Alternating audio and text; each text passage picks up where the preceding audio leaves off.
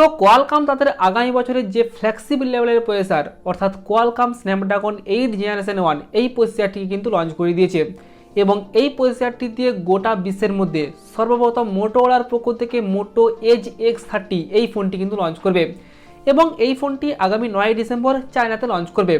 আর এই ফোনটা যখন গ্লোবাল মার্কেটে লঞ্চ করবে তখন কিন্তু মোটোরোলা এজ 30 আলট্রা এই নাম নিয়েও লঞ্চ করতে পারে, তবে যেই নামে আসুক না কেন স্পেসিফিকেশান কিন্তু একই রকম থাকবে। তো এই ফোনটির সমস্ত কনফার্ম স্পেসিফিকেশান আমাদের সামনে চলে এসেছে। আজকের এই ভিডিওতে ওভারঅল মোটো এজ X30 এই ফোনটি কেমন হতে চলেছে, তারপর এই ফোনটির কত দাম হতে পারে আমাদের ভারত ও বাংলাদেশের বাজারে এবং কবে নাগাদ লঞ্চ করতে পারে, সমস্ত কিছু নিয়ে আজকে আলোচনা করব। তো সেই জন্য ভিডিওটি শুরু থেকে শেষ পর্যন্ত অবশ্যই দেখবেন, আর ভিডিও ভালো লাগলে একটি লাইক করে দেবেন এবং চ্যানেলটি সাবস্ক্রাইব করে পাশে থাকা বেল আইকনটি অবশ্যই প্রেস করে রাখবেন। আসুন আজকের ভিডিও শুরু করি।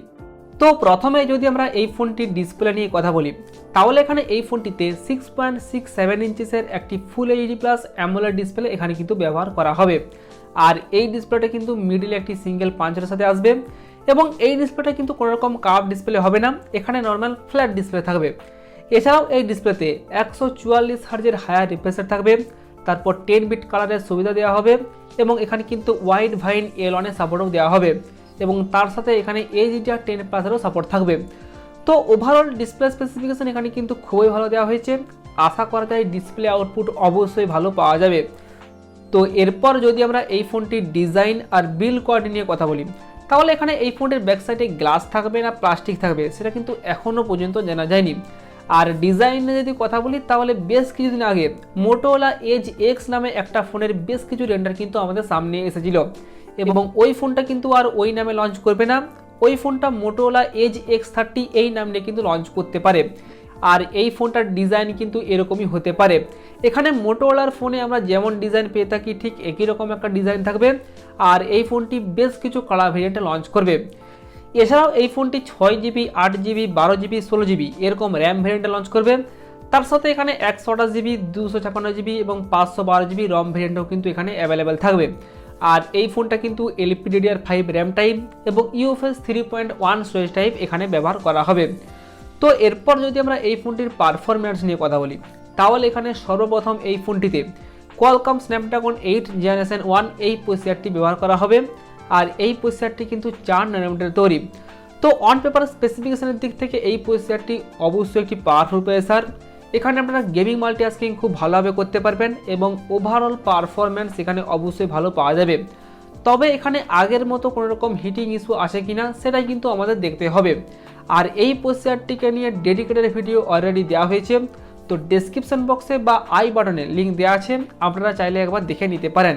তো এরপর যদি আমরা ক্যামেরা নিয়ে কথা বলি, তাহলে এখানে এই ফোনটির ব্যাক সাইডে থাকবে 50 মেগাপিক্সেলের প্রাইমারি ক্যামেরা এবং তার সাথে এখানে 50 মেগাপিক্সেলের একটি আলট্রা ওয়াইড অ্যাঙ্গেল লেন্স ব্যবহার করা হবে এবং তার সাথে এখানে কিন্তু 2 মেগাপিক্সেলের একটি ম্যাক্রো লেন্স ব্যবহার করা হতে পারে এবং এই ফোনটির ফ্রন্ট সাইডে থাকবে 60 মেগাপিক্সেলের একটি সেলফি ক্যামেরা।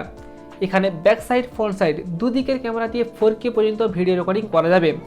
তো মোটোরোলার বাজেট এবং মিড বাজেট সেগমেন্টের ফোনগুলোতে আমরা কিন্তু ক্যামেরা আউটপুট এতটা ভালো পাই না, তো দেখা যাক মোটোরোলার ফ্লেক্সিবল লেভেলের ফোনে কতটা ভালো ক্যামেরা আউটপুট পাওয়া যায়।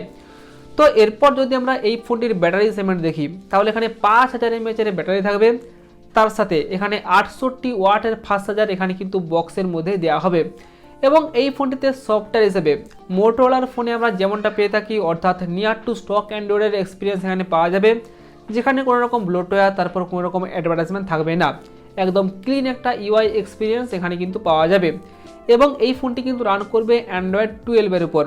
এছাড়াও এখানে এই ফোনটিতে ইন ডিসপ্লে ফিঙ্গারপ্রিন্ট সেন্সর ব্যবহার করা হবে, তারপর ফেস আনলকের সুবিধা অবশ্যই থাকবে। এছাড়াও এর সাথে এখানে টাইপ সি পোর্ট এবং ডুয়াল স্টেরিও স্পিকার এখানে কিন্তু ব্যবহার করা হবে। তবে এখানে এই ফোনটিতে কিন্তু কোনো রকম 3.5mm হেডফোন জ্যাক ব্যবহার করা হবে না।